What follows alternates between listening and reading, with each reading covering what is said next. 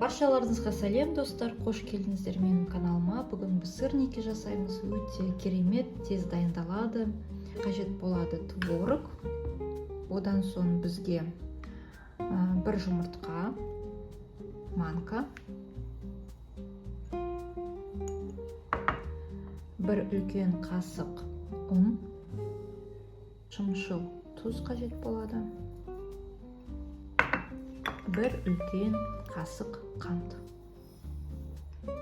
Жақсылап тұрып вилкамен осылай басып бүкіл консистенциямызды араластырамыз.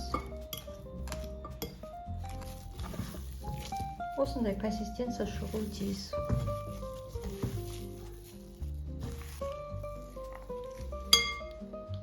Үстіне кішкене ұн себеміз, жабысып қалмас үшін. Енді біз осы қасықпен немесе қолмен алып формамызға келтіреміз, сырниктің формасына. Осылай домалатамыз, шеңбер құсап, шарик құсап. Мен бірінші осылай істеп аламын. Қасықпен болады, немесе қолмен болады. Пышақ аламыз. Осылай домалатамыз ұнға, жақсылап тұрып, жабыс қалмас үшін. Осылай қолмен жасаймыз. Одан соң осылай видеодағыдай қараңыздар.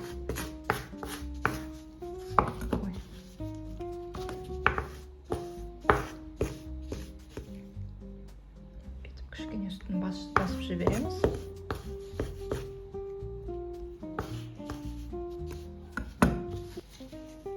Осындай бізде шығады. Сковородкаға мен сұйық май қостым. Орташа отта менде қазір тұр.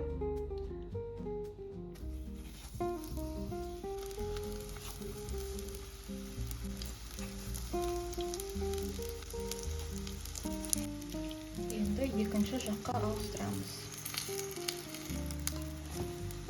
Жаймен отқа қойып қоямыз. Асты күйіп кетпес үшін. Бетін жауып 5-10 минут піссін. Достар, осындай бізде сырники шығады. Міндетті түрде осы рецептпен жасап көріңіздер. Іші осындай болып шығады. Арасы піскен. Міндетті түрде осы рецептпен жасап көріңіздер. Сіздермен болған бүгін Динара. Келесі кездескенше сау болыңыздар.